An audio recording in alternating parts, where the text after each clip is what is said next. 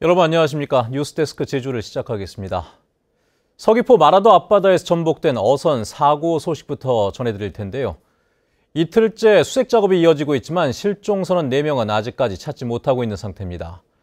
그런데 이 어선이 사고 당시 선체가 일정 각도 이상 기울면 자동으로 구조 신호를 보내는 VPS 장치가 제대로 작동하지 않았던 것으로 확인됐습니다. 김찬영 기자의 보도입니다. 수면 위로 바닥을 드러낸 채 뒤집힌 어선. 해경 구조대원들이 선체 위에서 거센 파도를 맞으며 배가 가라앉지 않도록 커다란 공기 주머니를 설치합니다. 이틀째 수색은 조류를 감안해 구역을 가로와 세로 10km씩 넓혀 함정과 어선 37척과 항공기 7대가 투입돼 실시됐습니다. 수중 수색도 10여 차례 진행했지만 강한 조류로 선실과 기관실 진입에 실패하면서 아직까지 실종 선원 4명을 찾지는 못했습니다. 사고선 위치 발신 장치인 VPS의 마지막 식별 시각은 17일 오후 3시 58분. 하지만 구조 신호를 보낸 기록은 없는 것으로 확인됐습니다.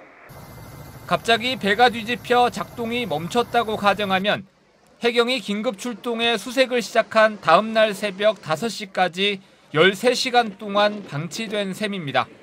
사고 선박에는 배가 뒤집어질 경우 자동으로 긴급 구조를 요청하는 VPS 장치가 장착돼 있었지만 사고 당시에 작동하지 않은 것으로 확인됐습니다.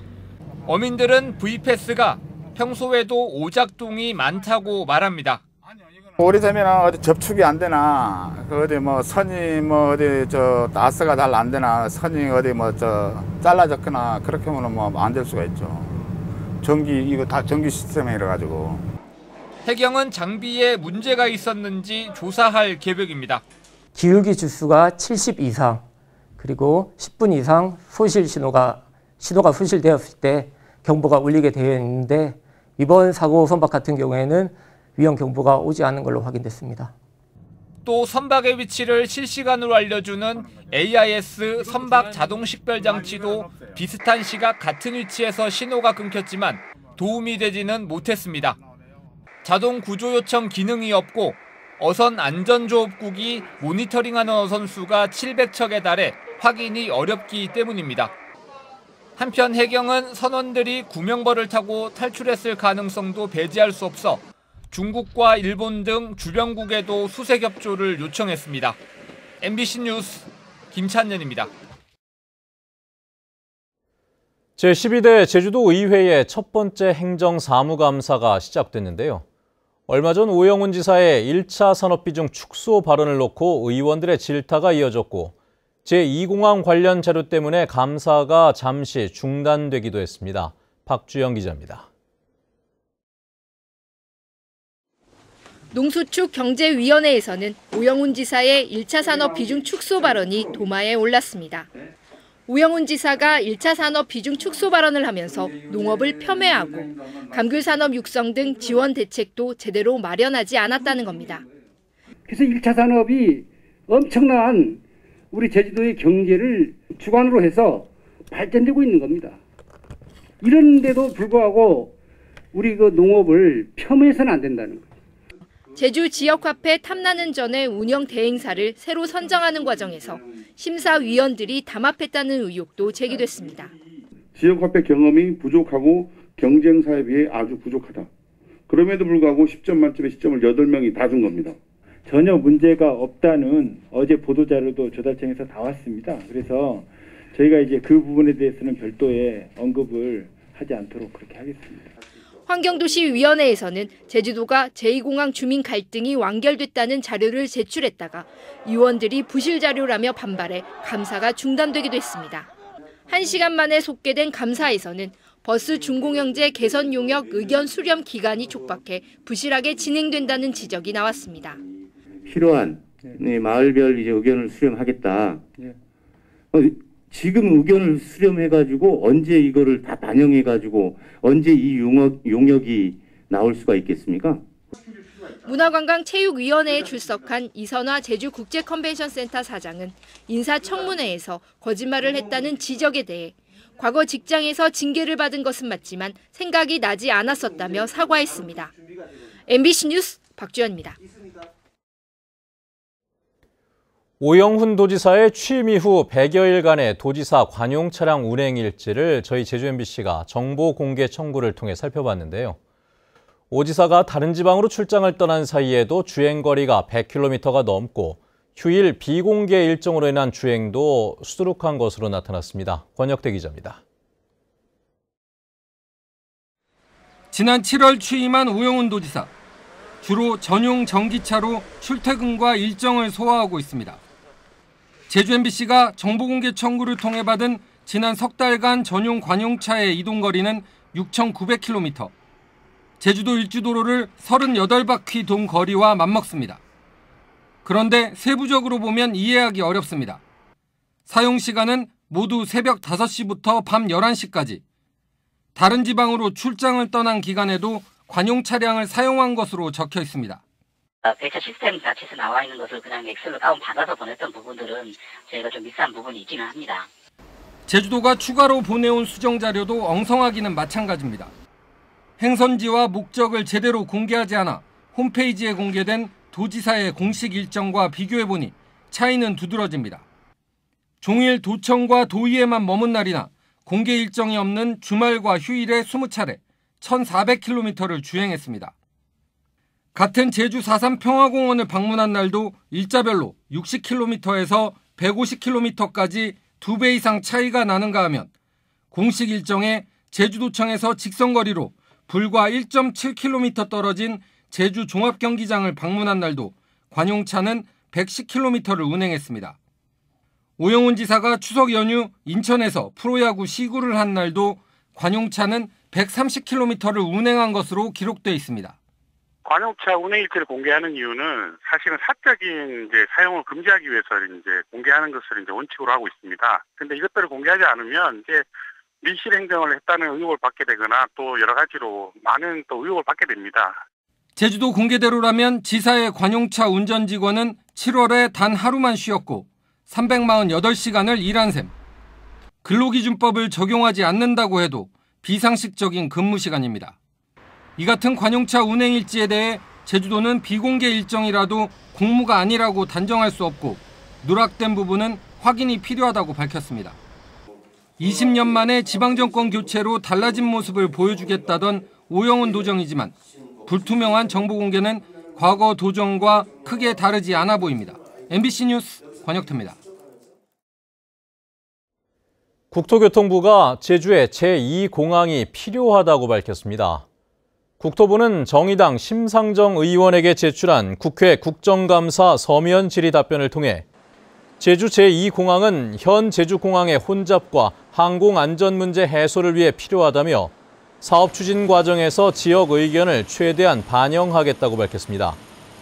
또 전략환경 영향평가 보완 용역 최종 보고의 내용을 공개하지 않는 이유에 대해서는 관련 법령에 따라 협의가 끝난 뒤 공개할 예정이라고 밝혔습니다.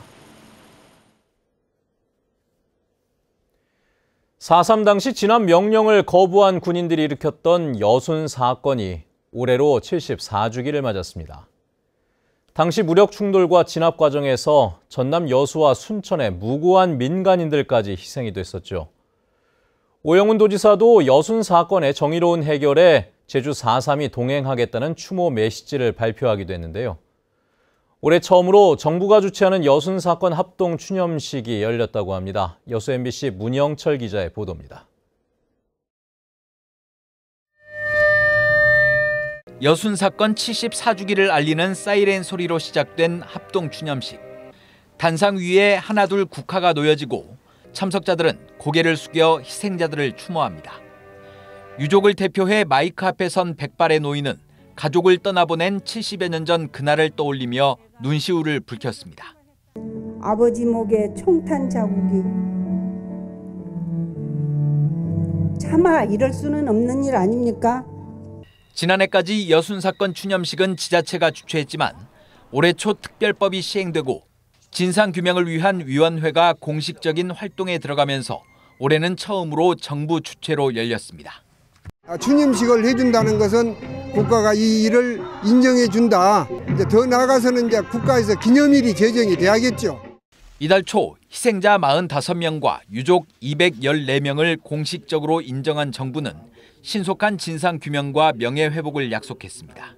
그에 합당한 보상이라든가 희생을 추념할 수 있는 그런 여러 가지 사업이라든가 기념행사 이런 것들을 하지만 유족에 대한 지원과 억울함을 풀어줄 직권 재심을 위한 법 개정 작업은 기약 없이 미뤄지고 있고 일부 유족들은 당시의 트라우마에 시달려 피해 신고조차 꺼리고 있는 실정입니다. 개별 방문을 해서 말씀을 드리려고 합니다만은 너무 무서웠답니다. 그간의 연자제나 이런 것으로 해서. 이 같은 문제를 해결하기 위해 피해 지역 가운데 3곳에 대해 직권조사를 추진하기로 했지만 조사 인력이 턱없이 부족해 결국 한 곳만 진행하게 됐습니다. 진상규명위원 15명 가운데 상임위원이 1명도 없다 보니 전문성과 책임성도 떨어질 수밖에 없습니다. 5.18 진상규명위원회, 진실화해위원회처럼 지금 직제가 확대되지 않고는 진상규명과 희생자 명예회복이 요원할 수 있다. 한편 여순사건 진상규명위원회는 다음 달 2차 유족 및 피해자 결정을 위한 심사를 진행할 계획입니다. MBC 뉴스 문형철입니다. 국민의힘 제주도당은 윤석열 대통령이 국민의힘 원외 당협위원장들과 가진 오찬 간담회에서 관광청 제주 신설에 대한 지속적인 논의를 관계부처에 지시했다고 밝혔습니다. 국민의힘은 해녀의 전당 건립과 제주 세계지질공원센터 건립에 대한 국비 지원을 요청했고 정무수석을 통해 긍정적인 답변을 들었다고 밝혔습니다. 최근 제주 동부 하수처리장 인근에서 용천 동굴의 본류로 추정되는 동굴의 흔적이 발견됐다는 환경단체 주장과 관련해 제주도가 동굴이 아니라는 결론을 내렸습니다. 제주도 세계유산본부는 문화재청 전문위원 등 전문가 3명이 현장을 조사한 결과 해당 지역에서 발견된 함몰지는 빗물에 흙이 암석 사이로 내려앉은 것이며 동굴로는 볼 수 없다는 의견을 제시했다고 밝혔습니다.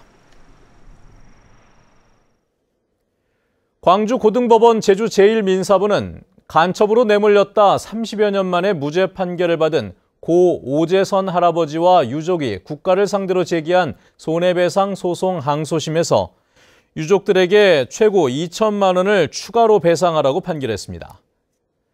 지난 1941년 일본에서 태어난 고 오재선 할아버지는 1983년 조총련의 지령을 받은 간첩으로 지목돼 수감됐는데 2018년 재심을 통해 무죄를 선고받았습니다.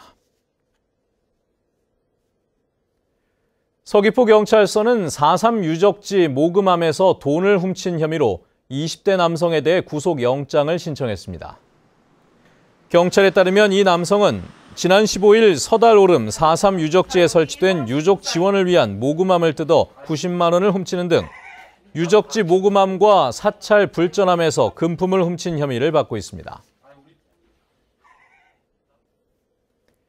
제주해양경찰서는 카드 도박을 한 혐의로 베트남인 선원 7명을 검거했습니다. 이들은 그젯밤 10시 20분쯤 제주시 한림항 인근의 한 모텔에서 판돈 580만 원을 걸고 베트남식 카드 도박인 리엔을 한 혐의를 받고 있습니다. 해경은 이 가운데 4명이 불법 체류자로 확인됨에 따라 불법 취업 알선 브로커도 수사할 계획입니다. 제주 동부경찰서는 금은방에서 귀금속을 훔친 혐의로 고등학생 1명을 구속하고 2명을 입건했습니다. 이들은 지난 15일 제주 시내 금은방에서 물건을 보여달라며 주인의 시선을 돌린 뒤 금목걸이 1개와 금팔찌 1개 등 2천만 원 상당의 귀금속을 훔쳐 다른 금은방에 팔아넘긴 혐의를 받고 있습니다. 최근 서귀포시 성산읍의 한 건물에 배송된 정체불명의 우편물은 브러싱 스캠일 가능성이 제기됐습니다.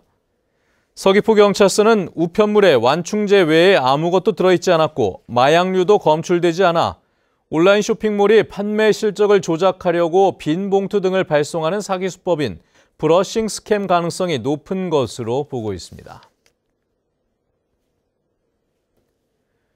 프로축구 제주 유나이티드의 골키퍼 유현수 선수가 교통사고로 응급수술을 받았습니다.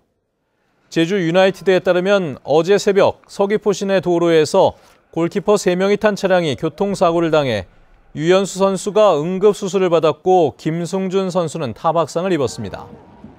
제주는 오는 23일 최종전을 앞두고 골키퍼 운영에 차질을 빚게 됐는데 경찰은 상대 차량 운전자를 음주운전 혐의로 입건했습니다. 제주와 일본 노선에 처음으로 카지노 VIP 고객용 전세기가 운항합니다. 드림타워 카지노를 운영하는 롯데관광개발은 다음 달 4일과 12월 30일 제주와 일본 도쿄 나리타 노선에 189석 규모의 티웨이 항공기로 전세기를 운항한다고 밝혔습니다. 롯데관광개발은 코로나19로 방문자 격리 조치가 이루어지는 마카오 대신 드림타워 복합 리조트에 대한 관심이 높아지고 있다고 밝혔습니다. 올해산 노지감귤 품질이 평년보다 좋을 것으로 전망됩니다. 제주도 농업기술원이 극조생 감귤과 일반 조생 감귤의 품질을 분석한 결과 극조생 감귤은 평년 대비 당도가 1.2브릭스 높았고 일반 조생 감귤은 1브릭스 높은 것으로 조사됐습니다. 뉴스를 마칩니다. 고맙습니다.